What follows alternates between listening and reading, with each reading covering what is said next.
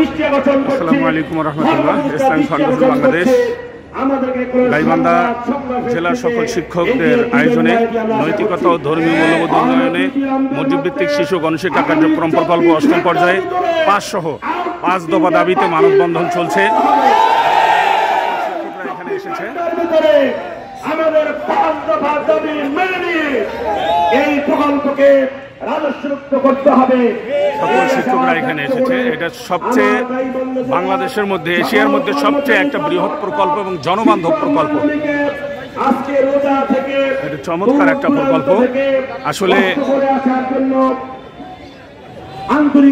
ফেসিস্টদের উপরে তারা এখনো প্রশাসনের বিভিন্ন জায়গায় ঘাটতি মেলে রয়েছে। তারা এই বর্তমান অন্তর্বর্তী সরকারকে কলঙ্কিত করবার জন্য বিভিন্ন ষড়যন্ত্র চালিয়ে যাচ্ছে। সেই ষড়যন্ত্রের অংশ এটি। কাজেই আমরা অন্তর্বর্তী সরকারকে, সরকার প্রধানকে এবং আমাদের সম্মানীয় ধর্ম উপদেষ্টাকে বলবো, মেহেরবানি করে এই ষড়যন্ত্রে না পড়ে আপনি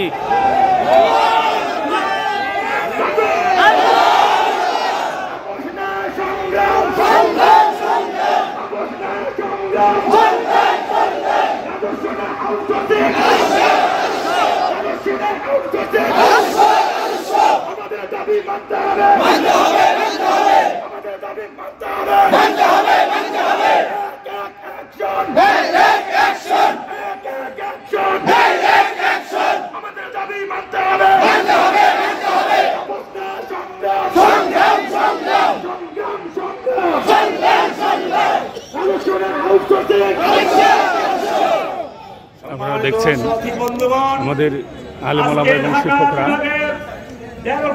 ওনারা প্রতিবাদ জানাচ্ছে এই প্রকল্পকে রাজস্ব নিয়ে যাওয়ার জন্য এবং 5 দফা আদায়ের দাবিতে।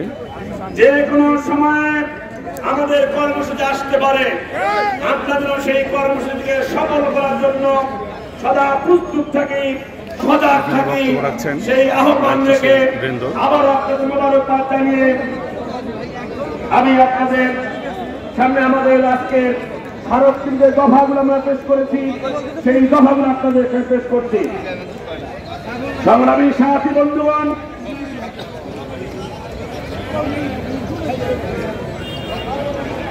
আমাদের আজকের মানববন্ধনের মূল প্রতিবদ্ধ বিষয় হল 5 দফার দাবি নিয়ে আমাদের নেতৃবৃন্দ যে আন্দোলনের ডাক দিয়েছেন, আমরা সেই এত বড় মানববন্ধন কোনো রাজনৈতিক দলেরও হয় না, যেটা ইসলামিক ফাউন্ডেশন দ্বারা সম্ভব হয়েছে। আসলে যে কোনো জাতির ক্রান্তি লগ্নে জাতীয় প্রোগ্রাম বাস্তবায়নে ইসলামিক ফাউন্ডেশনের শিক্ষকরা চমৎকার কাজ করে যান, সরকারকে সহযোগিতা করে। গণশিক্ষা সকল জনবল রাজস্ব করতে হবে। 2 নম্বর হলো আর কোন দাবি নাই, গণশিক্ষা সকল জনবল রাজস্ব চাই। 3 নম্বর হলো মৌখিক প্রকল্প আউটসোর্সিং মানি না, মানব না। 4 নম্বর দাবি হলো আউটসোর্সিং বাতিল করো, জনবল রাজস্ব করো। এরপরে শিক্ষকদের বেতন বৃদ্ধি করতে হবে, কেয়ারটেকারদের গ্রেডমুক্ত করতে হবে, আমাদের কর্মীদেরকে গ্রেডমুক্ত করতে হবে। সম্মানিত ভাইরা, ধর্মমন্ত্রণ আন্ডারে মন্দির ভিত্তিক একটি প্রকল্প আছে। এই মন্দির ভিত্তিক প্রকল্পের জনবল গ্রেডমুক্ত, তারা আউটসোর্সিং নয়।